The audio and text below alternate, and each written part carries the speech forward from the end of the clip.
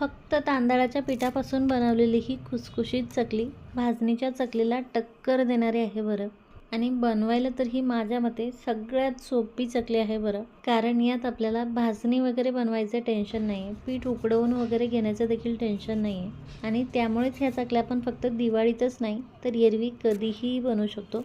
लहान मुलांना बाहेरचे चिप्स वगैरे देण्यापेक्षा या डबाभर चकल्या तुम्ही घरात बनवून ठेवू शकता आणि पाहिजे तेव्हा खायला देऊ शकता. या चकल्या 2 महिने आरामात टिकतात आणि किती खुसखुशीत होतात हे तर तुम्ही पाहिलंच आहे. तसेच अजिबात तेलकट होत नाही बरं. आणि खूप छान काटेदार आणि आतून नळीदार चकल्या तयार होतात. त्यामुळे ह्या चकल्या तुम्ही कधी ट्राय केल्या नसेल तर नक्की करून पहा. मला 100% खात्री आहे तुम्हाला ह्या चकल्या खूप म्हणजे खूप आवडतील आणि त्यानंतर तुम्ही भाजणीच्या फंद्यातच पडणार नाही. तर लगेच आता आपण ह्या चकल्या कशा बनवायच्या हे पाहूया. आता ह्या चकल्या छान खुसखुशीत होण्यासाठी सगळ्यात अगोदर आपल्याला 1 कप डाळवं घ्यायचं आहे. डाळवं कंपल्सरी घ्यायचं आहे, तरच आपल्या चकल्या छान खुसखुशीत होणार आहे. डाळव्याची अशी बारीक पावडर करून घ्यायची आहे. ही पावडर आता मी पुरणाच्या चाळणीत घालून चाळून घेते. यातच आपल्याला 4 कप तांदळाचं पीठ घालायचं आहे. नॉर्मल भाकरी बनवण्यासाठी जे तांदळाचं पीठ दळून आणतो आपण तेच पीठ इथे मी घेतलेलं आहे. रेशनच्या तांदळाचं हे पीठ आहे. आता हे आपल्याला व्यवस्थित चाळून घ्यायचं आहे.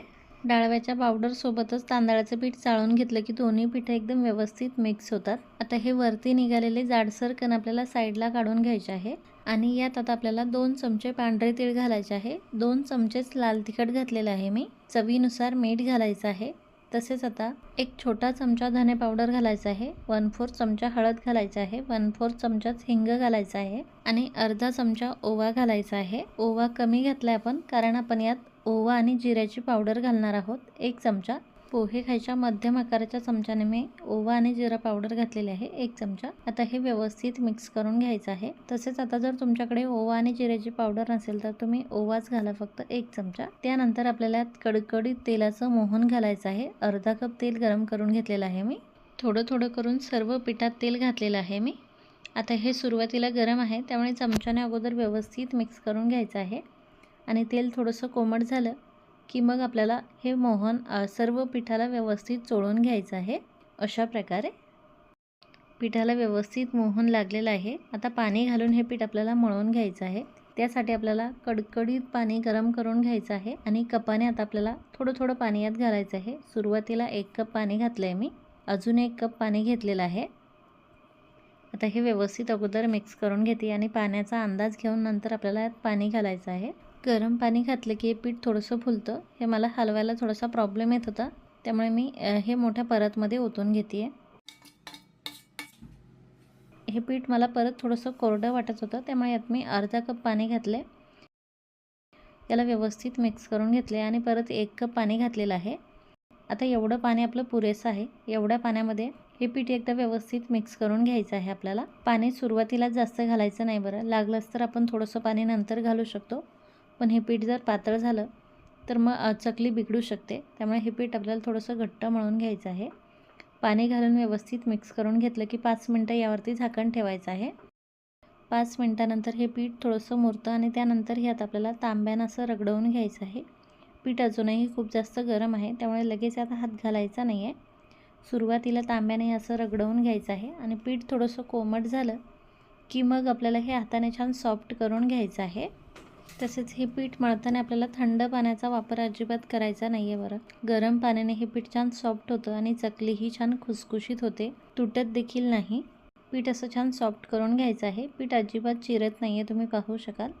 लगेच आता आपल्याला चकल्या बनवायच्या आहे. त्यासाठी चकलीची प्लेट साच्यामध्ये टाकायची आहे. साच्याला आतल्या बाजूने पूर्ण व्यवस्थित तेल लावून घ्यायचं आहे. साचा पॅक करून घ्यायचा आहे आणि आता आपल्याला यात पीठ भरायचं आहे. त्यासाठी पीठ आपल्याला असं लंबगोल आकारात करून घ्यायचं आहे. 2-3 वेळा थोडं थोडं पीठ करून आपल्याला भरायचं नाही आहे बरं. साच्यात मावेल एवढं पूर्ण पीठ भरून घ्यायचं आहे कारण 2-3 वेळा जर भरलं तुटक तर मग चकली तुटण्याची शक्यता असते. त्यामुळे एकदाच पीठ भरून घ्यायचं आहे, पूर्ण साचा भरून. साचा पॅक करून घ्यायचा आहे आणि आता आपल्याला चकल्या बनवून घ्यायच्या आहे. चकल्याचा आकार तुम्हाला कितपत छोटा मोठा हवा आहे त्यानुसार तुम्ही चकल्या बनवून घेऊ शकता. चकल्या आपल्या अजिबात तुटत नाही आहे आणि छान काटेरीही तयार होत आहे, तुम्ही पाहू शकाल. चकली तयार करून झाले की बाहेरचं टोक आणि आतलं टोक दाबून घ्यायचं आहे म्हणजे चकली तेलात सुटत नाही. 5 ते 6 वेळेच्या चकल्या तयार करून घेते मी, छान मोठ्या मोठ्या. टोकं हे असे व्यवस्थित दाबून घ्यायचे आहे बरं. आता अशाच प्रकारे राहिलेल्या आपल्याला सर्व चकल्या तयार करून घ्यायच्या आहे. चकल्या आपल्या खरंच खूपच मस्त होत आहे, छान काटेरी. जेवढं आपलं पीठ घट्ट राहील ना तेवढं आपल्या चकल्याला छान काटे पडतात. त्यामुळे सुरुवातीलाच जास्त पाणी घालून पीठ आपल्याला पातळ करून घ्यायचं नाही आहे. पाण्याचा अंदाज घेऊन थोडं थोडं पाणी घालून पीठ आपल्याला घट्ट मळून घ्यायचं आहे. आता ह्या अशा चकल्या बनवून झाल्या की आपल्याला तळून घ्यायच्या आहे. चकली तळण्यासाठी तेल आपल्याला एकदम कडकडीत गरम करून घ्यायचं आहे. त्यानंतर चकल्या तेलात सोडायच्या आहे आणि त्यानंतर गॅसची फ्लेम आपल्याला कमी करायची आहे.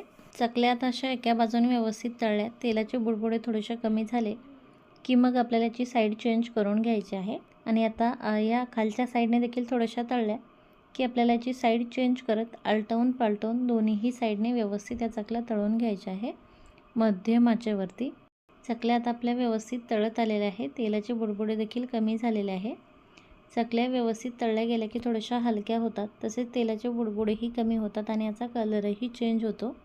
तसेच चकल्या आता तेलात असताना जास्त डार्क करायच्या नाही बरं, कारण खाली काढून घेतल्याच्या नंतर देखील थोड्या वेळ यातली कुकिंग प्रोसेस चालूच असते, त्यामुळे याला अजून थोडासा डार्क कलर येतो. त्यामुळे सुरुवातीलाच हे जास्त डार्क करून घ्यायच्या नाही आहे.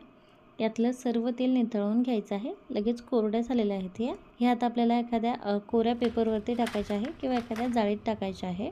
आता राहिलेल्या चकल्या देखील आपल्याला अशाच प्रकारे तळून घ्यायच्या आहे. कढईत मावतील तेवढ्या चकल्या आपल्याला तेलात सोडायच्या आहे आणि त्यानंतर मध्यम आचेवरती हे आपल्याला व्यवस्थित तळून घ्यायचे आहे. चकल्या जास्त हाय फ्लेमवरतीही तळायच्या नाही आणि एकदम जास्त लो फ्लेमवरतीही तळायच्या नाही, कारण हाय फ्लेमवरती जर चकल्या तळायला गेलं तर या बाहेरून तर याला कलर येतो, परंतु ह्या आतल्या बाजूने व्यवस्थित तळल्या जात नाही आणि त्यानंतर त्या थोड्या वेळाने नरम पडतात.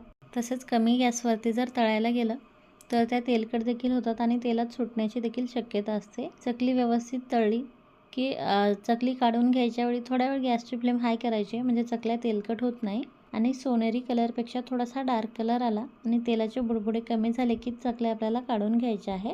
खूप छान कुरकुरीत झालेल्या आहेत आपल्या चकल्या. ही आपली शेवटची बॅच होती. सर्व चकल्या तळून घेतलेल्या आहेत मी. चकल्यांना रंग किती सुरेख आला आहे तुम्ही पाहू शकाल आणि छान काटेदार झालेला आहे बरं. तसेच अजिबात तेलकट झालेला नाही आहे, तुम्ही पाहू शकाल. जराही तेल लागत नाही आहे हाताला आणि एकदम खुसखुशीत झालेला आहे. आतून छान नळी देखील पडलेली आहे बरं. एक चकली मी तुम्हाला तोडून देखील दाखवते.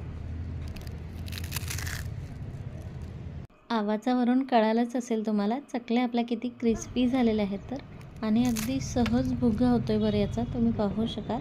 खरंच तुम्ही या चकल्या फक्त दिवाळीतच नाही तर कधीही बनवू शकता. खूपच खमंग लागतात. खरंच एकदा या पद्धतीने चकल्या तुम्ही बनवून बघा, तुम्हाला खूपच आवडतील आणि मला खात्री आहे त्यानंतर तुम्ही कुठल्याच चकलीच्या भानगडात पडणार नाही.